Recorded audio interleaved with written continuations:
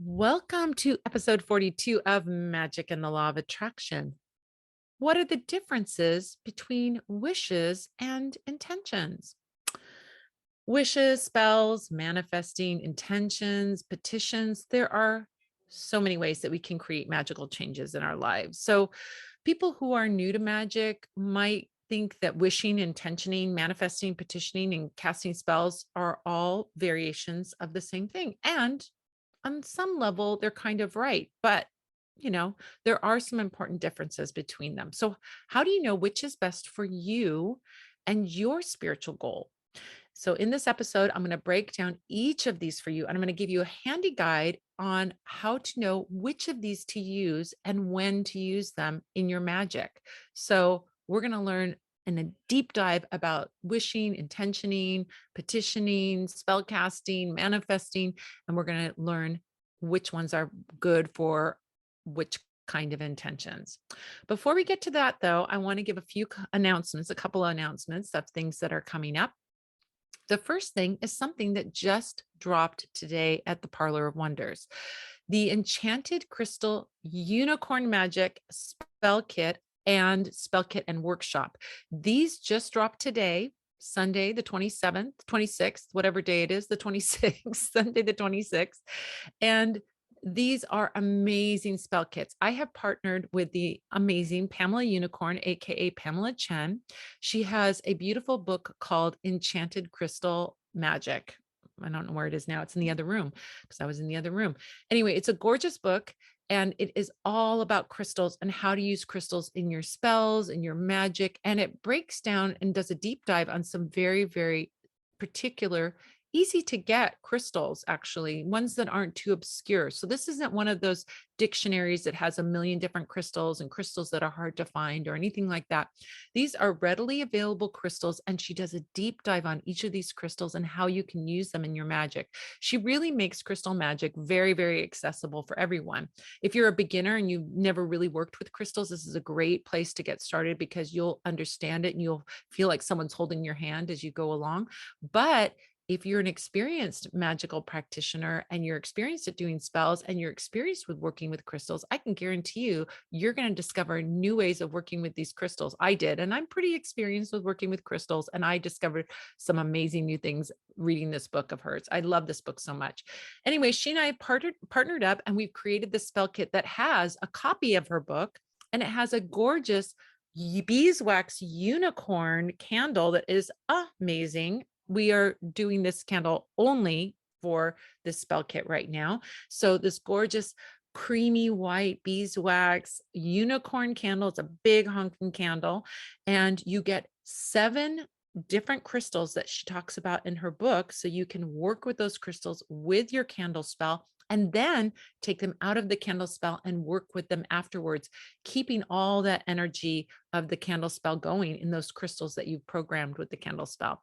Not only that, it is a fantastic spell for getting to very high level intentions. We like miracles, your best outcome, living your best life, all of those very high intentions. This is the spell for that. So it comes with support candles, it comes with oils, it comes with herbs, it comes with those 7 magical tumbled crystals.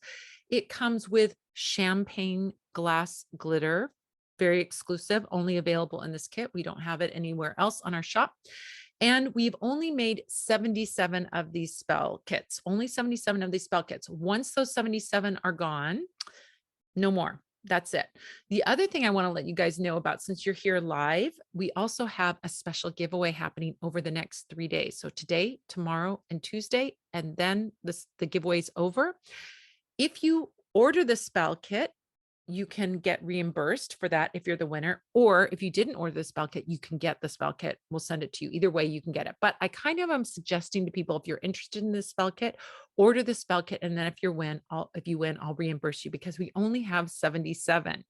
And we often sell out in 1 week, 100 spell kits for like the new moon, for example. So since this is less than 100, I'm a little bit nervous that it's not going to last very long. So you want to get in there and get it and don't wait and don't delay, because once those 77 are gone, the spell kit is done. We're not doing the spell kit again.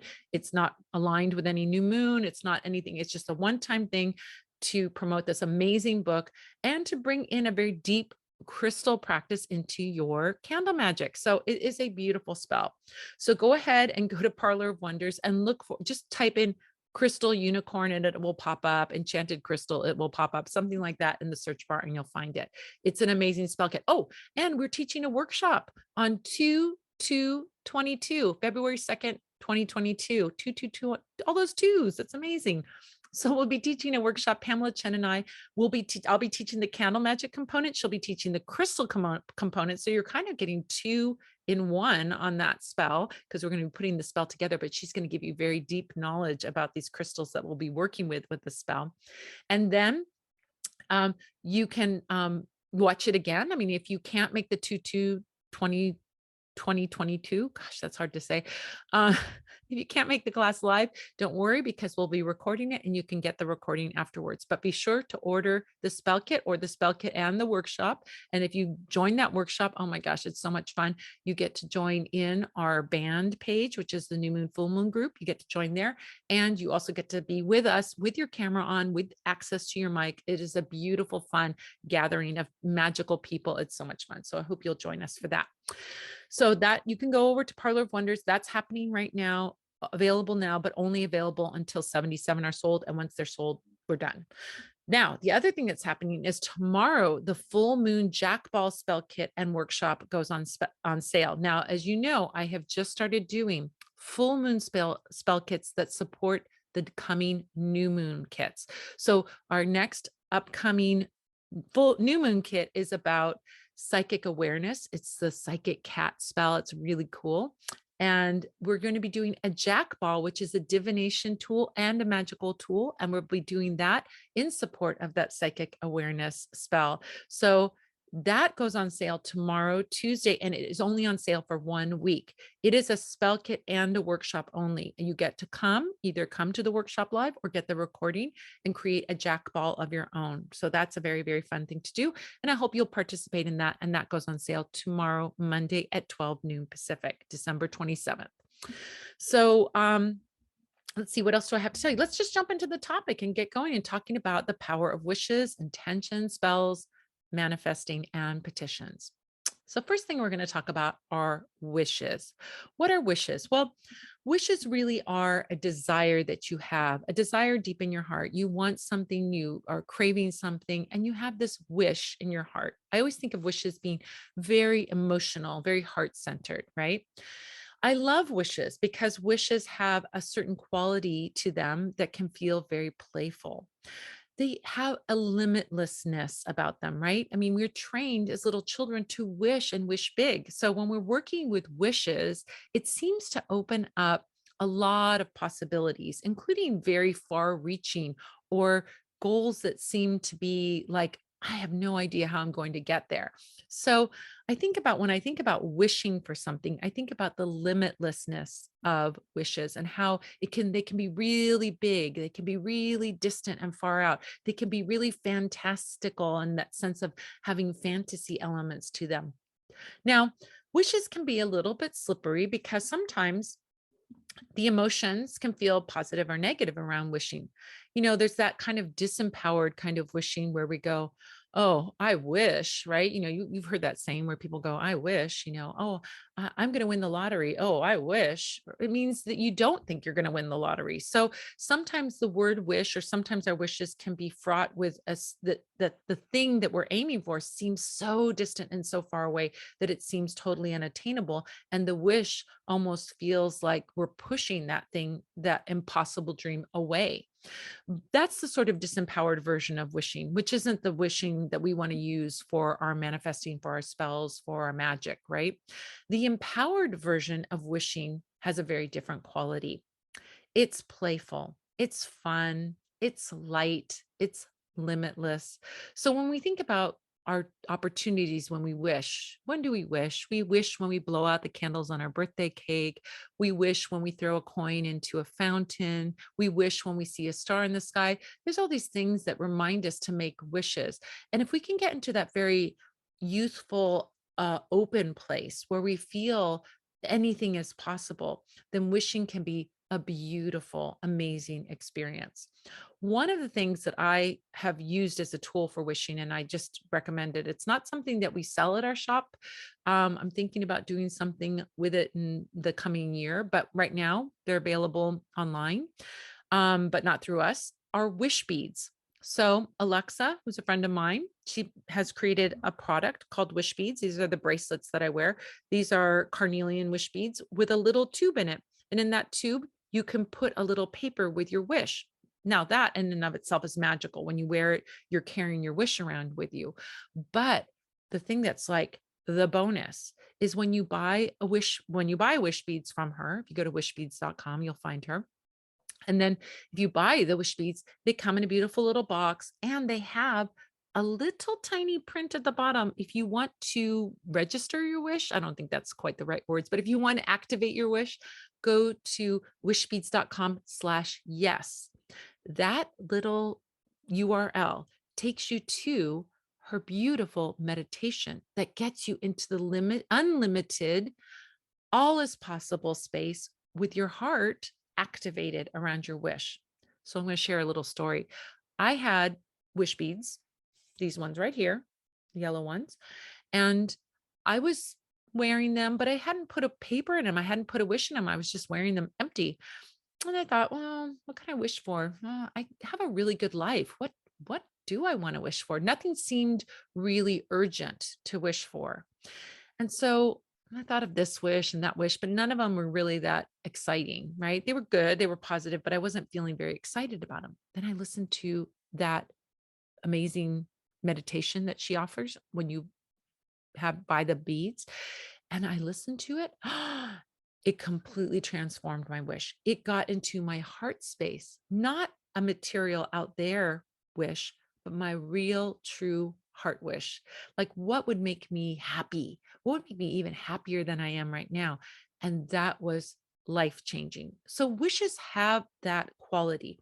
They're playful, they're fun, they have a lightness and they have a limitlessness about them. And we can wish and wish generously and all the time and really activate that playful energy. So you always want to bring that playful energy to your wishes, not the pessimistic, oh, it's never going to happen, I wish kind of energy. That playful, I can wish it and it can happen for me.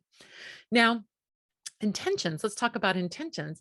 Intentions, in the sort of definition of the word intention, means that you have a course of action to follow. Intention. I have a good intention of doing that. I have an intention for doing that, right? But intentions could also be slippery. We could say, for example, I intended to do that. And I intended to do that means I meant to do that. I meant to do that, but you didn't do it. I intended that. That's sort of the disempowered version of intention. You know, there's a saying, the road to hell is paved with good intentions, right? I wanted to do the good thing, but I didn't do the good thing. And that's what's going to send you down to hell. I guess. Anyway, so the idea is that intentions can be disempowering if it's just I have the desire to do it, but I don't do the thing, right? The empowered place for intentions is that there is a plan behind your intention, that there is a plan and action that is going to lead you to your intention. Now, intentions, when we use them in that way, have an energy that the outcome is destined to happen, right? I have an intention that I'm going to do this thing, and it means we have a plan for it. We're going to take action. We're going to do the footwork, and we're going to get there. That's the best part, the empowered part of intentioning. So, spells. What about spells? Well, what's the difference between wishing and intentions and spells? Spells, by definition, are spoken or written words that are meant to shape reality to your will, right? So you have an idea of what you want, you have an intention of what you want, and you use your spell to shape reality to your will. Spells can be done with words or without words. So even though the definition of spells is that there are words involved, we can do spells through action. We can do spells through just purely thinking, but a spell involves this idea that we're bringing in support of some kind when we're doing the work to get to the goal. So intentions don't necessarily have support with them. We're just intending something. Wishing doesn't necessarily have support, although we often use things to wish, like a coin in the fountain or the star or the candle on the birthday cake. But wishes don't require those things. But spells usually have something supporting the outcome. We bring in these friends, these allies to support that. Manifestation. Manifestation in its sort of traditional meaning and its dictionary meaning, manifestations are the result of your spells. We could say, that's my manifestation over there. I manifested that, right? Manifesting, the verb, means to bring something into reality. We think of manifesting as more like making something or creating something. And usually manifestation involves making something out in the spiritual realm. Intention can have this quality of like, I'm going to do the thing to get there. I'm going to bring in my magic, but I'm going to do the thing.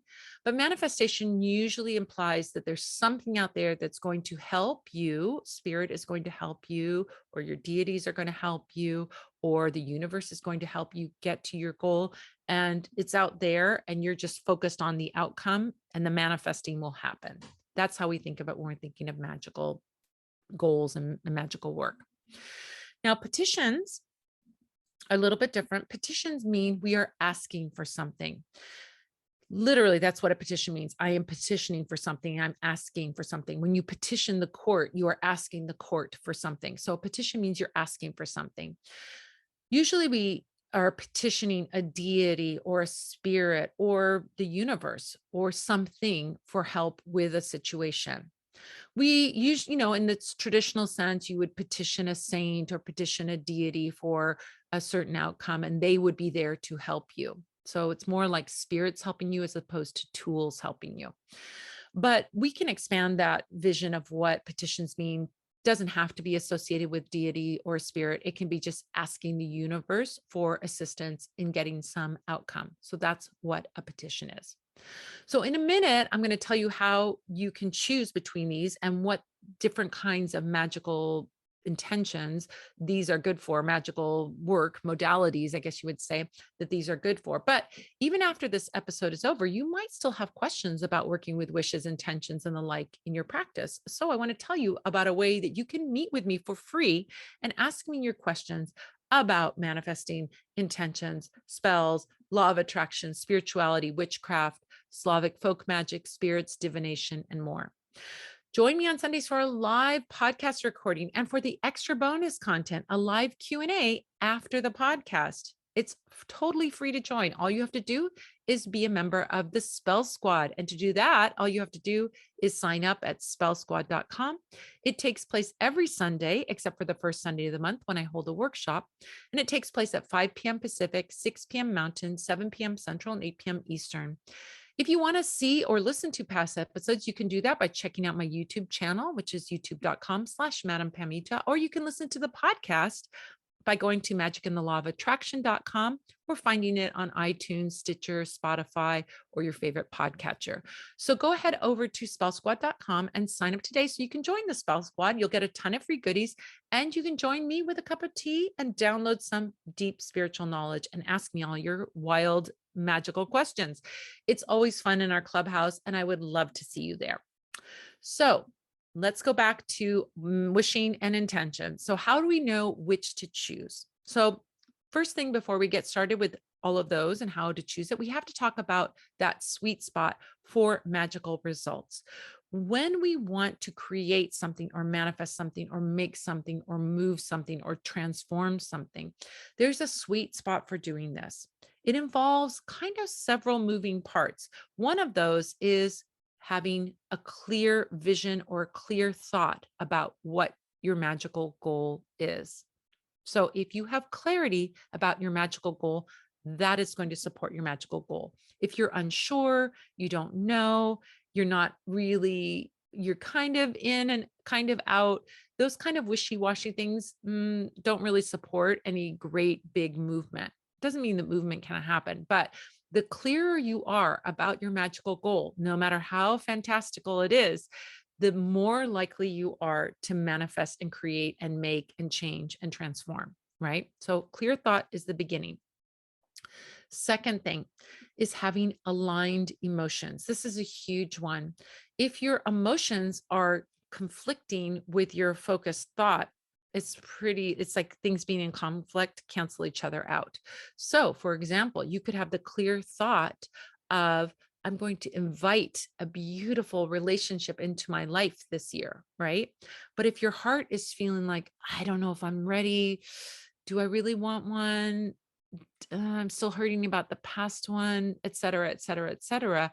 You're not, they both need to be on the same page. You can't have those two in conflict. You need to be really clear and your emotions need to be really positive and supportive. So make sure your heart is in it as well as your head. Third thing you need is focus. You need to be focused on that outcome. You need to be focused on where you're headed. So you can't have like a thought over here and a thought over there and a thought over there going all over the place. Meaning, if I want this person to be my partner, but I also want this person to be my partner, and then want this person to be my partner. Well, that's fine, except that if you want three partners, that's great. But if you want one partner, you need to focus on one, right? I want three jobs. Well, you don't want three jobs because then you'll be working all the time. Three full-time jobs? No, but you want one job. So you focus on one job, right? It could be the job or it could be the best job, however you want to, you say it or what terminology you want to use, but focus is important. Really being focused, really being clear about your intention and having the emotions match. That's the trifecta. Your intention or your spell or your wish needs to be positive. It needs to be in the positive. You when you say, I don't want something, it leaves a lot of room for other things to happen, right? If I say, I don't want a sweater, it doesn't tell me what I do want, right? Do I want a jacket? Do I want to be naked? Do I want a t-shirt? What is I don't want a sweater mean? You need to say, I want a jacket. I want a new jacket, right? I want a new fun fur day glow 80s jacket. That's what I want. If you're more specific, you can be, it's kind of better in some ways. It can be really specific about what you want and then manifest it. It blows your mind when that happens. So focused, positive, heart is aligned, head is aligned. This is a kind of interesting one, a little bit detached. That also helps with manifesting and creating and making and transforming. You're like, you put the spell out there and then you let it do its thing. I sort of liken it to putting a cake in the oven, right? If you're experienced cook, baker, you put a cake in the oven, right? And you leave it there for 20 or 30 minutes or whatever the recipe says. Or if you're a real baker, right, how long to leave it in there. So you leave it in there and you let it do its thing. You don't open the oven door 20 times looking at the cake. You open it up at 30 minutes to see if it's done. And if it's not done, you put it in for another 3 minutes or another 5 minutes, right? So the same thing with your magic. Do your magic and then let your magic do its thing. Whether it's a petition, a wish, an intention, whatever it is, just let it go out there and do its thing on its own. That is it's a real skill to learn to detach, because sometimes we can get very emotional about our wishes. And we want to have that thing that we want. But if we can be a little detached about it, it will manifest so much faster. Bringing a sense of play into your magic is an amazing thing to do. Let your wishes, your intentions, your spells be a little bit playful. Yes, we can have serious wishes. Yes, we can have serious intentions, but we also want to bring a sense of play with our magic. Oh, I'm doing this and it kind of feels fun when I'm doing this. I'm doing a candle spell and it feels fun. That's what our candle spell workshops are all about, having fun with our magic. If you know me, I'm all about having fun with magic. So this is a way to also bring that lighter energy, that a little more detached energy. Honestly, when we're playful, we kind of just like, I'm doing this for fun, right? And we have a detachment about it. And it often works very well in our favor when we're doing our magical intentions, and we get greater results from that. Last ingredient you want to add to your magical work is the feeling of anticipation and expectation, right? Anticipation or expectation. So I use the analogy here. When you're a little kid and someone tells you your birthday's coming in a week. We're gonna have a birthday party. You're gonna get lots of presents. You're gonna eat cake. We're gonna have friends over. We're gonna have party games. You can get very excited. Now, you might not understand how long a week is, but you know your party is coming. You don't need to know how many days. You don't need to know when it's coming. You can just be excited and feeling that beautiful sense of anticipation that my thing is coming. If you can create that anticipation and that expectation around your magical goal, chef's kiss, you have really hit the sweet spot. If you feel like it's coming, even when there is no visible evidence of it coming, if you can feel that anticipation, if you can feel that excitement, if you can feel like, oh, my birthday party's coming soon, that is your sweet spot for manifesting. That is your sweet spot for creating and magically reaching your goals. So all of those things are things that you want to bring in. The more of these you can bring in, the faster you'll see your magical results. Even one of them is good, but if you can bring all of them in, you're really doing it right. So knowing that, let's talk about these different modalities and what they bring. So wishing at its very best feels playful, light, and fun. Wishing also kind of has a bit of detachment because it's playful. It can kind of feel a little detached, which can feel really good. Oh, like I wished for something, right? It feels like, oh, I just did it. It's fun. So I like to use wishes for magic when you can invoke that playfully detached outlook. I'm going to give you an example of a wish I made today. So my boyfriend and I were talking about New Yorker magazine, and we were talking about the articles and the writers, and we had just seen the French Dispatch a month or so ago, and we were talking about, it's based on the New Yorker and all that, right? So we were talking about the New Yorker, and I said, I wish I could write an article about magic for the New Yorker. It was like the perfect wish, right? Because it's something that is not make it or break it. It's not something that's life changing, defining my life. If I don't get it, it's not the end of the world, but it's a far reaching thing, right? Oh, I'd love to write an article for the New Yorker about magic, right? But if it doesn't happen, that's all right. It's playful. It's fun. I'm putting it out there, and I can even get to that expectation like, yeah, it's going to happen. I feel it. It's coming. I'm going to write I'm going to do it.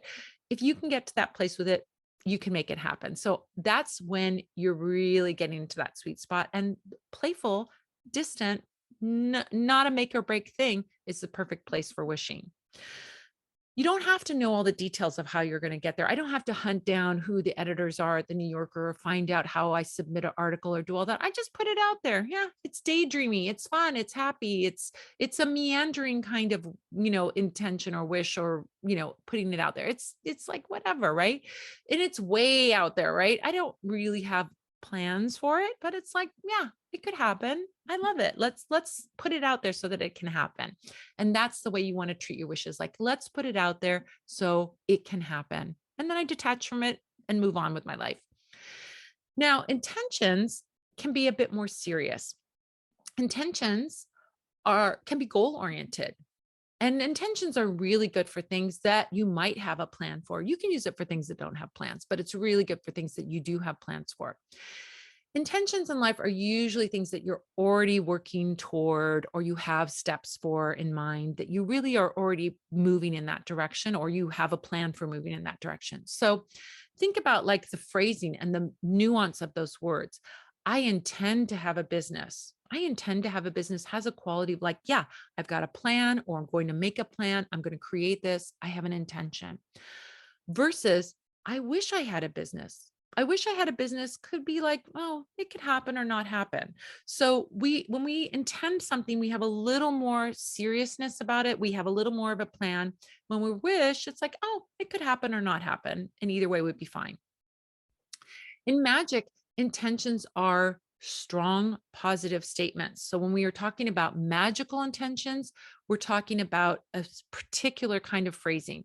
Usually they're stated in the present tense, even if they're not yet in our present. So let's say you didn't have a business, but you were doing an intention, a magical intention for a business, then you would say something like, I have a successful business. Even though it wasn't in front of you, even though it wasn't there, but you had a plan for it and you really wanted it and you were serious about it, then saying, I have a successful business is a way of intentioning. Intentions bring along a feeling that the thing is going to happen no matter what. You'll do the thing, you'll take the steps, you'll take the action, you'll put yourself out there, you'll do whatever it takes to get to that goal. So I like to use intentions when I have a strong, focused, incisive plan for a very particular outcome. Now, spells are wishes or intentions with extra support. So the extra support can show up in magical words or magical tools. We bring in our spiritual allies for spells. Now, we can do a spell without spiritual allies, but really, we think about spells, we think of bringing in spiritual allies. Spiritual allies could be things like herbs, oils, powders, crystals, right? Unicorn candles, candles, special words. All of these things are examples of spiritual allies that we bring to support us in our work. Now, I like to use spells. And really, I can use spells for anything, but I particularly like to use spells when I feel like I need some extra support. Like maybe I'm feeling a little wobbly about my goal, or I'm feeling a little ambivalent, or I'm feeling like I need some help, or I want to have some support in this because I feel like my intention is not enough or my wish is not enough and I need a little bit more. So I bring those things in and I add them to my spell, and there you go. Voila, you've got your spiritual allies with you supporting your spell going forward. Now, manifesting usually goes hand in hand with wishes or intentions or spells. Manifesting implies, though, there's a certain quality to it. It implies that you're trusting in the universe providing for you. So, for example, if you say, I am manifesting a windfall of $1,000, you are believing that it is happening out there and it's going to come to you in that physical form of $1,000. Manifesting implies that you have trust in the benevolent universe or your deities or your spirits, whoever, is helping you out there manifest. So I like to use manifesting when things are kind of out of my hands. I don't have control and I don't know what the solution is, or I don't know how it's going to come to me, but I trust that there is a perfect solution and that it's going to become reality. So it's like having that trust that something's happening in the spirit realm and it's going to come into the physical material realm. Lastly, petitioning. Petitioning usually involves a deity or a spirit, but the universe can be petitioned or no one can be petitioned. You can do a petition without addressing anyone. Petitions can be spoken or written, and usually you're asking for help with your wish or intention. So a petition could be like, bring peace and harmony to my home. You could just say, bring peace and harmony to my home, or you could be addressing your deity or your spirits or your angels or whoever out there to bring that peace and harmony to your home, to ask for that assistance. Now, all of this being said, you don't have to get too fussy about this terminology. You can wish for something serious or you can intend something playful. But if you're wondering where to go with your magic, these definitions can help set you going in the right direction. And that's why I love these ideas, that you really think about the language and you think about the words and you think about these very subtle differences between these different modalities for making magic. Well, that about does it for this episode of Magic and the Law of Attraction. If you would like to get even more info about magic and spells, then check out the Learn page over at Parlour of Wonders, where you'll find a ton of free resources, including workshops, my blog, how-to guides, how-to videos, past podcast episodes, and the way to join me live over Zoom for the Magic Q&A Tea Party every Sunday at 5 p.m. Pacific, 6 p.m. Mountain, 7 p.m. Central, 8 p.m. Eastern. Just go to parlourofwonders.com and click on the Learn tab to see all the goodies there. I want to say a huge thank you to all the Spell Squad members out there who have subscribed to and shared this podcast with your friends. You guys are amazing. And I want to thank those fabulous folks who have left reviews on iTunes, Spotify, Stitcher, wherever you can leave those reviews. Those reviews really help get out the word to the wider world about the podcast. And I appreciate you taking the time to do them. I want to say thank you to Gilles Navarre for production and engineering. And thank you to Manfred Hofer for announcing. And I want to say thank you to you for joining me, whether you're joining me live or you're listening to the podcast. I'm looking forward to next week when we'll be answering the question, do you need a book of shadows? Until next time, this is Madame Pamita saying, keep making your life the most magical adventure ever.